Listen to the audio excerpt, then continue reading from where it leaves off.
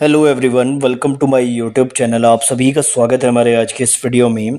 और फ्रेंड्स, इस वीडियो में हम लोग बात करेंगे एक ऑफिशियल नोटिस के बारे में। एक ऑफिशियल नोटिस जो है यहाँ पर गवर्नमेंट की तरफ से जारी हुआ है और रेलवे की जो सभी भर्ती हैं उन पर 3 महीने तक रोक लगा दी गई है। तो ये जो गवर्नमेंट की तरफ से रोक लगाई गई है, इसकी क्या क्या कंडीशंस है और किस चीज़ों पर इसका प्रभाव पड़ने वाला है, साथ ही जो आपका एएलपी और टेक्नीशियन है इसका जो एग्ज़ाम है क्या इस पर इसका प्रभाव पड़ेगा, और जो आपका एएलपी और टेक्नीशियन का एग्ज़ाम है वो कब तक हो सकता है, उसके बारे में भी हम इस वीडियो में बात करेंगे। तो इस वीडियो को स्किप किए बिना आप लोग लास्ट तक जरूर देखें। चैनल पर नए हो तो चैनल को अभी सब्सक्राइब करके बेल आइकन को प्रेस कर लीजिए। फ्रेंड्स, अगर आप लोग टेक्नीशियन ग्रेड 3 की तैयारी कर रहे हैं तो जो नए पैटर्न का सिलेबस अभी जारी हुआ है उस सिलेबस के आधार पर किरण पब्लिकेशन की प्रैक्टिस वर्कबुक आ चुकी है। इसमें जो लेटेस्ट पैटर्न है उसके हिसाब से मैथमेटिक्स, रीजनिंग, साइंस और जनरल अवेयरनेस के पोर्शन को इंक्लूड किया गया है। और ये वाली जो बुक है ये हिंदी और इंग्लिश दोनों में अवेलेबल है। अगर मैं बात करूँ यहाँ पर, इसमें आपको क्वालिटी के साथ क्वांटिटी भी देखने को मिल जाती है। मार्केट में इजीली अवेलेबल भी है। सारे टॉपिक्स आप लोग देख सकते हैं, इसमें कवर किए गए हैं।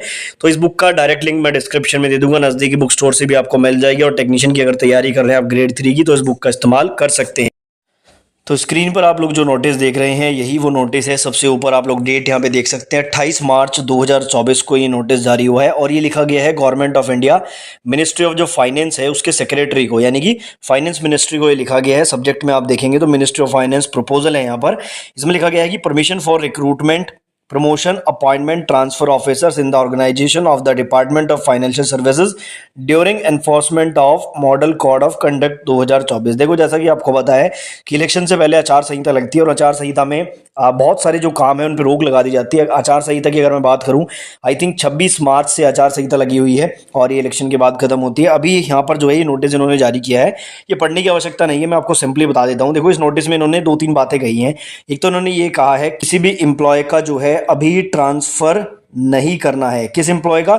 जिसकी भी ड्यूटी इलेक्शन में लगी हुई हो। देखो, अगर आपके आसपास गवर्नमेंट कोई टीचर होगा या किसी बैंकिंग सेक्टर में अगर कोई होगा आपकी फैमिली, तो आपको पता है कि इलेक्शन में ड्यूटी लगती है। तो इनका कहने का मतलब यही है कि जिसकी भी ड्यूटी अगर इलेक्शन में लगी है तो उसका भी ट्रांसफर वगैरह ना हो। उसके अलावा यहाँ पर यह भी कहा गया है कि अभी कोई भी न्यू अपॉइंटमेंट नहीं होगा किसी भी डिपार्टमेंट में, और कोई भी नई भर्ती जो है उसका कह सकते हैं कि नोटिस वगैरह या रिक्रूटमेंट का प्रोसेस कुछ भी नहीं होगा। और ये जनरली होता भी नहीं है जब इलेक्शन का दौर चलता है, आचार संहिता लगती है, तो इस तरह के काम नहीं भी होते हैं। अब सवाल यहाँ पर ये उठ रहा है कि किस डेट तक जो है ये चीज़ें चलेंगी और क्या कुछ इसमें रहेगा। तो देखो, मैं आपको बता दूं, आपका 7 फेज में इलेक्शन होने हैं, यानी कि टोटल 7 फेज होने वाले हैं इलेक्शन के।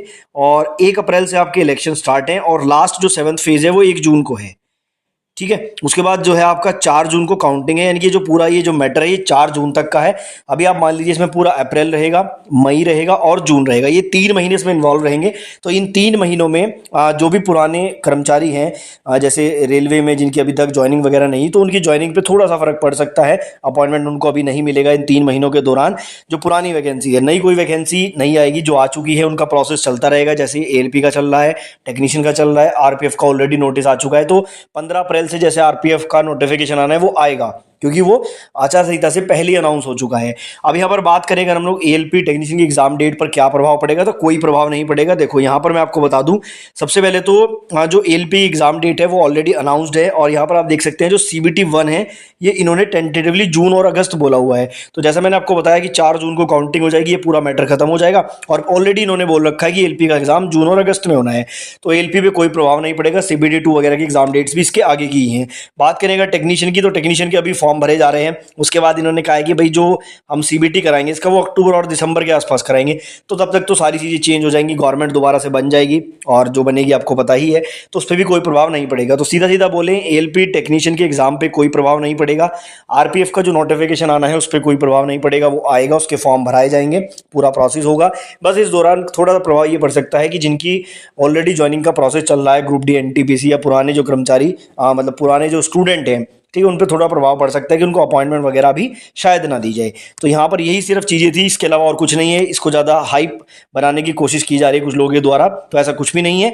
सिर्फ 3 महीने तक यही सब होने वाला है, इलेक्शन के बाद सब कुछ नॉर्मल हो जाएगा। बाकी आप इस बार किसे वोट देने वाले हैं कमेंट बॉक्स में ज़रूर बताएं।